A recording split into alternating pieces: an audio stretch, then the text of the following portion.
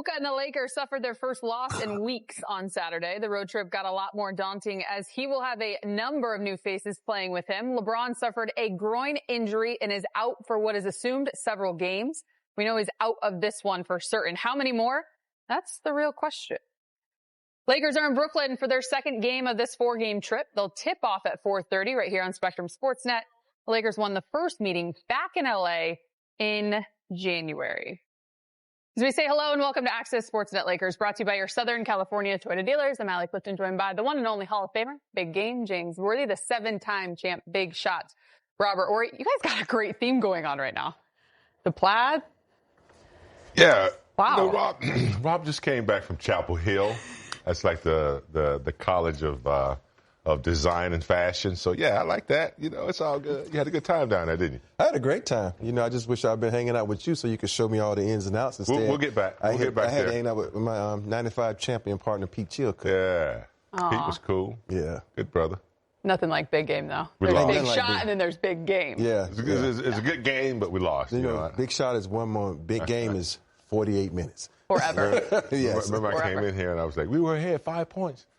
And I was like, oops, there's 14 minutes left to go. I was like, it looked good. The good sign. Put up a good fight, though. Mm-hmm. None of us are on the injury report. As for the Lakers, it's not the same. Yeah. We check out the injury report, which is extensive for the Lake Show. Luka, he is listed as questionable, dealing with that back soreness we saw throughout the game on Saturday. Dorian Finney-Smith is out, left ankle soreness. Rui Hachimura remains out, dealing with that knee injury. Jackson Hayes will miss his second straight, dealing with that right knee contusion. And, of course, as we know, the left groin strain for LeBron James.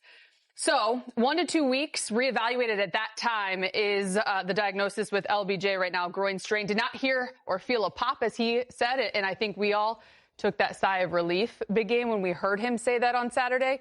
Feels like he escaped something, which is a good sign. But you also want them, actually, I'm going to ask you, would you like them to be cautious with him right now during the stretch? Absolutely. Absolutely. Caution is the word for LeBron.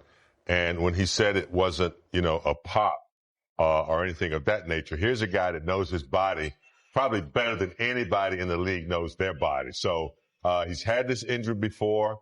We talk about how great a shape he's in and how well he keeps his body. That's why he's been able to remain consistent and efficient. But he still has a lot of miles on that body. So this is one of those nagging, injuries that they need to take care of and make sure that it's not more severe. And as far as the other guys, look, they fought hard to get back to where they are right now. And so in today's game, load management is something that everyone's doing. You don't want to take a risk. They got a tough schedule coming up. Want to make sure everybody remains healthy when they're on the court. Yeah, for me, when you watch that little stretch LeBron was doing there, he got low. He didn't look like he was grimacing. So that's a good sign, because I tore my groin in college, and I couldn't do that to save my life. And so that's one of the things that you got to understand. It's for LeBron James, he's not going to heal like he did when he was 30, 20, but he's 40. So he's not going to heal as fast. I know he's one of those freak athletes that heals really fast most of the time. But this one, it reminds me of that time was Christmas, right? Mm-hmm. A couple years ago. Is it the same injury, right? Mm-hmm. And so for me, like when you have a reoccurring injury, that means it's going to take even longer. So I'm saying, we see how good you playing. Yep. Just take your time, come back when you come. And this gives everybody else a chance to, get used to playing with Luka. And so, because you can fit in anywhere you go. So that's going to be better for the team when you do come back. We're certainly going to talk about that and just Luka's impact now without LeBron James. But I first want to ask you, when you look at that injury list, obviously you think of Jax as your primary big. You know that you're not going to even get a reevaluation on Rui until the end of this week, and who knows what that looks like, dealing with LeBron at this time. Have we just reached that point of the season? How much are you really leaning on that next man up mentality right now? Yeah, I mean, look, even with LeBron and Luka, if you were missing those guys, that's a lot. Smith, Rui, guys that you really depend on. Hayes, who we call the lob master. Everybody's getting used to throwing lobs to him, and he really knows how to roll and be in the right places. So they're missing a lot of energy. But that's just the nature of the game. They gotta put the brakes on because it's too close to how many more games? 19 games? 20 games left. So, they fought extremely hard to get, where they are, and you got to give them credit. So they got this last, I don't even know if they have rest areas anymore on the highway, on the freeway. They still do, James. They still do. But this is the last rest area before those last 20 games are up. So take a little nap, freshen up a little bit, and get ready for the rest of the trip. From getting on the freeway, approaching to another rest area. Yeah, that's funny, Jay. But, for me, it's like you look down the list, when you get injured like this, even though you hate it, but when you have a closer and a guy like Austin Reeves and Luka, they can withstand, the gauntlet that's coming up, which is their tough schedule they have. And that's going to allow these guys to be rested, get guys like Gabe Vincent, and gives guys like I'm really excited about, Connect, to have him an opportunity to get more minutes, to get into a rhythm. And for me, it's like a blessing in disguise where you got guys like Gabe, who's been playing really well, to continue to play well, Connect, who they really going to need because he's such a great spot-up shooter, to get a really good rhythm. But it allows guys like LeBron to rest. It got to allow Rui to rest because when playoff times come, those guys are going to play significant minutes. And sometimes you don't want to see them hurt, but sometimes it's a blessing. So I'm looking at the positive side that they get rest. You just got me really excited to see these guys play. Because Luka's on the floor, and you're right, Rob. These other guys get a chance to step up. It's going to be interesting to see how they respond. Not so much tonight to Brooklyn, but till Milwaukee and Denver. It's going to be interesting to see. Which they have each twice in back-to-back situations over the next 10 days. Do you consider this one, I'll come back to you on a must-win? All games are must-wins. Hey, you got to think about it. No, because you look at the standings. Yeah. 2, 3, 4, 5, and maybe 6. Snap your fingers. Look at the schedule. And they flop. They flip-flop. And for me, these are all must-wins if you want to stay in that 2-3 range. And I prefer 2 because that means you got home court advantage for 2 rounds. Yeah. And for me, that's so important, especially if you have to play guys like the Nuggets, and the Warriors. So these teams are tough teams, veteran teams that can give you trouble. And that home crowd can give you that excitement and that extra push that you need. So I know Brez would say winnable.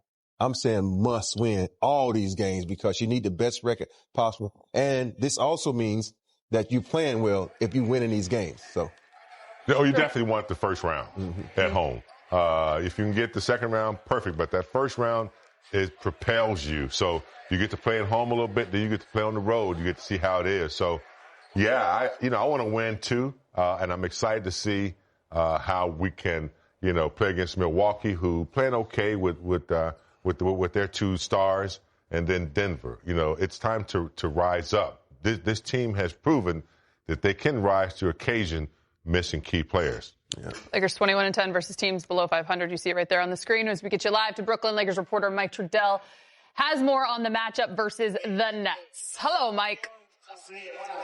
Hey guys, welcome to Brooklyn. Let me just say quickly, I watched the first of the Celtics documentary on HBO, and James Worthy has the best line by far in that episode 1. Now, I can't share exactly what that is right now.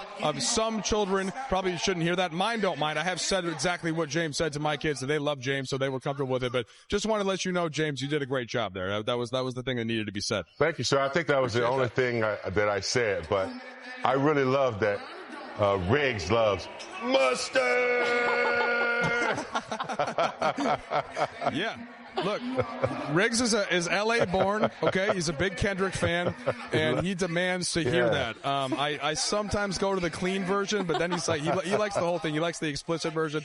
Anyway, we appreciate the support as always. Big game. All right, Allie, now I apologize. I will return to the matter at hand. And I knew I was going to ask J.J. Redick something about what I was thinking about earlier was, hey, the whole front court is out, but you do have Luka Doncic, so that kind of raises the floor. And maybe there's something fun about putting a lineup together. I'm not sure that he agreed, so I'm actually going to toss to myself and hear the question first. So here's me and then JJ.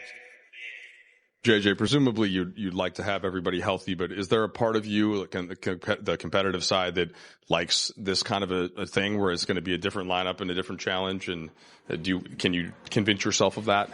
No, Mike. Okay. Tried. No, I'd much prefer to have full health. It's funny. We were talking about it as a group the other day. We've had different iterations of this team, but I'd have to go back and look. It feels like we've had our full rotation available for like 5 games the whole season. Part of that, of course, Vando being out for so long. But then 80 out, trade 80, Luka not in there, and then I feel like since we'll be back from All-Star game, it's somebody going down every other game. And then we're in a tough stretch, so I'll take full health. But yeah, I'm competitive. Yeah. Well, in this case, it's like your entire front court and then your number one front court that you would fill in behind it. How do you have to change the way you play a little bit, considering? Yeah, I mean, you certainly have to look at kind of how do we keep enough shooting on the court, particularly with the Luka lineups.